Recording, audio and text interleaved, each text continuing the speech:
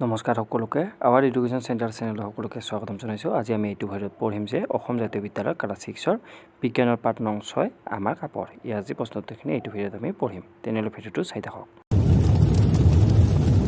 প্ৰথম 1 নম্বৰত দিয়ে কৈছে যে শুদ্ধ উত্তৰটো বাছি উলিয়া। 1 নম্বৰ প্ৰশ্নটো ফলৰ পৰা পোৱা আবিধ হ'ল 1 নম্বৰত মৰাপাট, বি নম্বৰত লিলেন, চি নম্বৰত কপাহ, ডি নম্বৰত মুগা। ইয়াৰ শুদ্ধ উত্তৰটো চি নম্বৰটো কপাহ।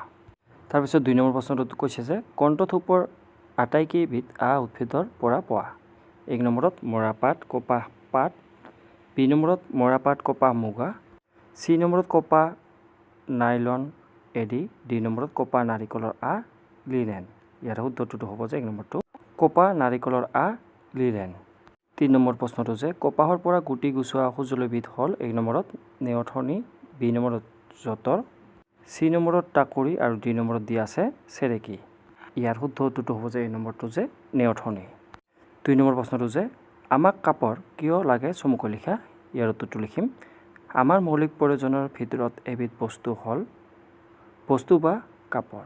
আমি লজ্জা নিবাৰণৰ বাবে কাপৰ পিন্ধো আৰু ঠাণ্ডা গৰম ৰ'দ বতাহ আদিৰ পৰা ৰক্ষা পাবলৈ আমি কাপৰ পিন্ধো। গৰমৰ দিনত সূৰ্যৰ তাপে আমাক যথেষ্ট ক্ষতি কৰে আৰু জাৰৰ দিনত অতিপাত ঠাণ্ডাই আমাৰ দেহত যথেষ্ট ক্ষতি কৰে। কাপৰে এইবোৰৰ পৰা ৰক্ষা কৰে। এইখিনি লিখিলে হৈ যাব। 3 নম্বৰ প্ৰশ্নটো যে উদ্ভিদৰ পৰা পোৱা 4বিধ আহৰ নাম লিখা। ইয়াৰ উত্তৰটো লিখিম উদ্ভিদৰ পৰা 4বিধ আহৰ নাম হ'ল মৰাপাট, কপাহ, নাৰিকলৰ আৰু লিলেন।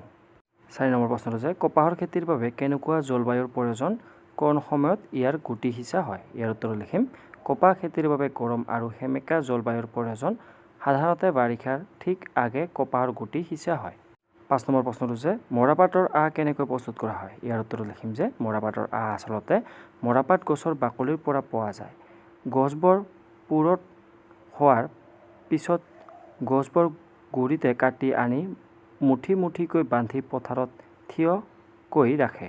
4-5 দিন এনেদৰে ৰাখিলে পাতবোৰ সৰি যায়। লগে লগে গছবোৰৰ পচনো আৰম্ভ হয়। তাৰ পিছত মুঠিবোৰ একেলগে পুখুৰীৰ পানীত সম্পূৰ্ণকৈ ভুৰাই থয়। এনেদৰে ৰাখিলে বোৰ মুকলি হৈ প্ৰায় এমাহ মান পিছত খেতিয়কে বোৰ একুৱায়।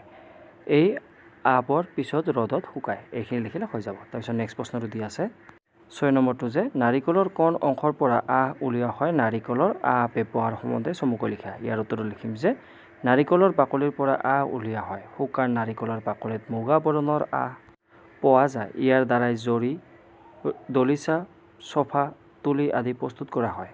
আকৌ কেঁচা নাৰিকলৰ বোৰ বগা। এই বোৰ প্ৰায় 10 মাহ পানীত তিয়াই ৰাখিব লাগে। পিছত হাতেৰে মৰিয়াই চুটি দীঘল বোৰ পৃথক কৰা হয়।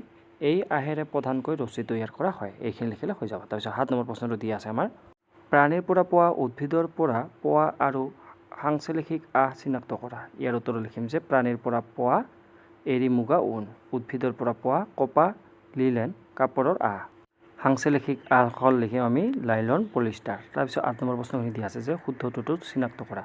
1 নম্বৰত দিয়া আছে যে গৰমত কপাহী কাপোৰ উপযোগী। এইটো শুদ্ধ। বি নম্বৰত যে যঁতৰেৰে কাপোৰ বোৱা হয়। এইটো অশুদ্ধ। চি নম্বৰত মৰাপাটৰ ফলৰ পৰা উলিওৱা হয়। এইটো অশুদ্ধ লিখিম। ডি নম্বৰটো যে নাৰিকলৰ গছৰ পৰা উলিওৱা হয়। এইটো আমি অশুদ্ধ লিখিম।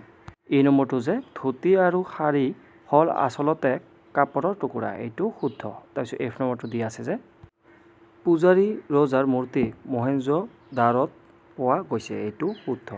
চি নম্বৰ প্ৰশ্নটো যে প্ৰাচীন চীন দেশত পলুৰ পৰা পাট সূতা আহৰণ কৰিছিল। এইটো শুদ্ধ।